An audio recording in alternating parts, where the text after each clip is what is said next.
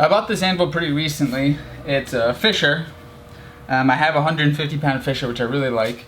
They're nice and quiet. The opportunity to get this bigger one seemed like a pretty good opportunity, so I jumped on it. I don't know what the weight is on this. If you're familiar with a Fisher anvil, a lot of times they have the weight right here. I can make out 50, so 50, but whatever the first number is, it's missing. This is bigger than my 150, but I don't think it's so big to think that it would be a 350, so I believe it's 250. I haven't thrown it on a scale because I don't have one to weigh it, but I think it's a pretty safe bet. It needs a tiny bit of work, but somebody used a stick welder or something to maybe start an arc or something on here. So there's a couple little spots. I want to grind those off, and then I have an old belt sander that I picked up years ago and I've never used. All I want to do is just quickly go over this. I'm not planning to take much off at all. I'm not trying to like reflatten this or do anything. Really all I want to do is just try to buzz off these little weld spots and then just quickly hit it to clean that up a little bit more. But I'm going to pretty much leave it how it is.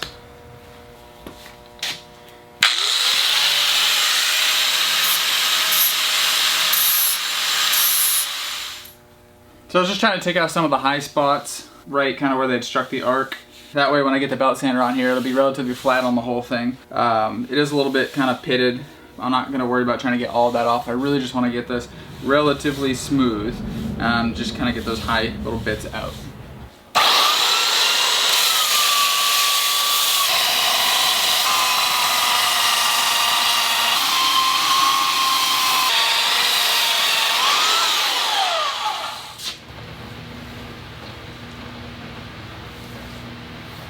Originally, I was going to put it on a stump that I was going to carve into a similar shape as this one. I actually kind of like the way that this one looks, and it's relatively easy to make. This is my father's anvil. He's had it this way for a long time. It's just a bunch of barn board nailed together, some angle iron to kind of reinforce the corners. It's just set on top. It's not bolted down, not held down, and this whole thing's just filled up with sand. I've got some scrap barn boards left over from working on my shop. I'm going to start laying those out, kind of getting them cut up, and hopefully get one of these put together tonight or maybe this weekend.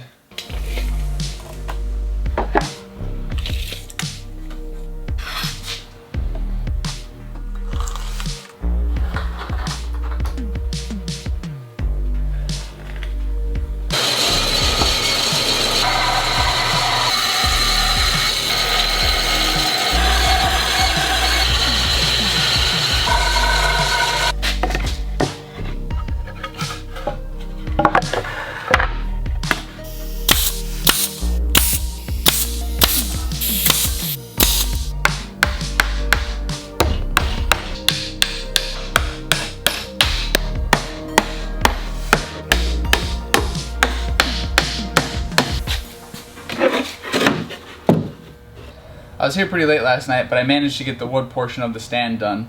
So I came back this morning so I can get all the metal parts. I'm going to put a little thin band of like 1/8 inch material on the top to protect the top edge. And I'm going to put some angle iron on the corners to protect the corners. It'll kind of help hold it together a little bit more too.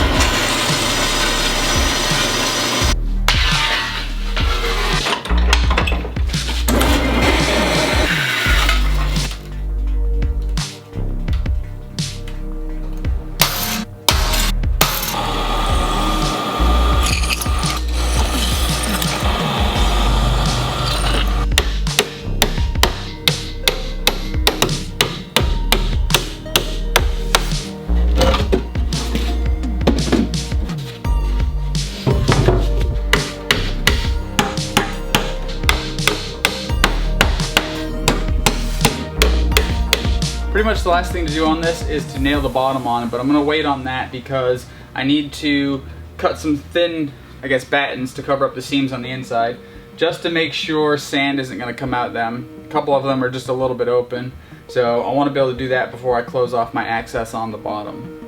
I don't have the wood for that here today, and I'll probably bring this over to my shop at this point. I can do that at my shop easy enough. It's not a great day outside. It's raining pretty heavily. You may be able to hear that on the roof.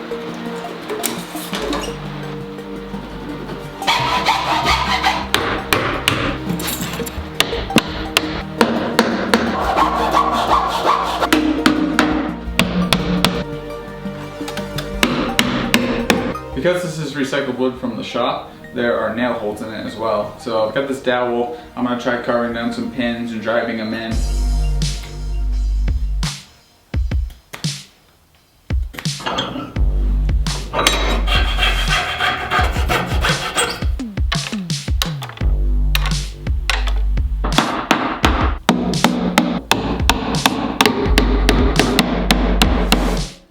Now you can see I've got all these battens, I've plugged up the holes, you can see all the pegs and stuff.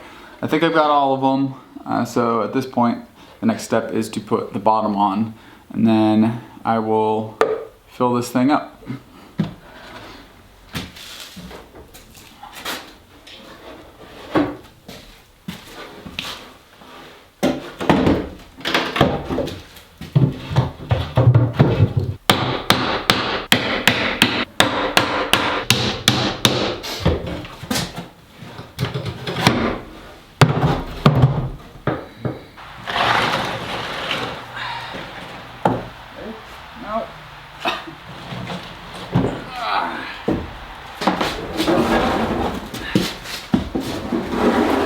So we got the anvil stand, I think, in place where it needs to go. We've got the anvil in the shop. I put some cinder blocks inside the base to help with a couple things. One, to take up a little bit of space so I don't have to fill it with as much sand. I'm gonna put boards on top of here, and so that'll help from them sinking in too much.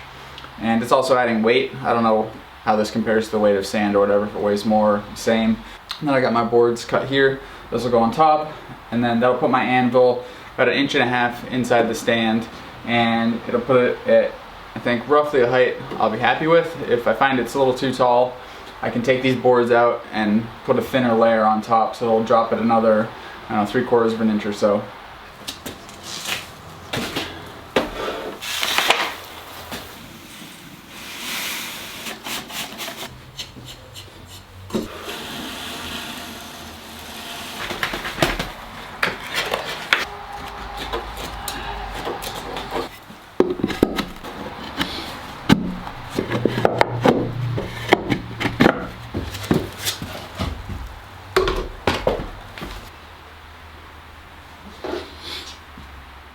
It's been a little over a month since I got the anvil and the anvil stand put in the shop here.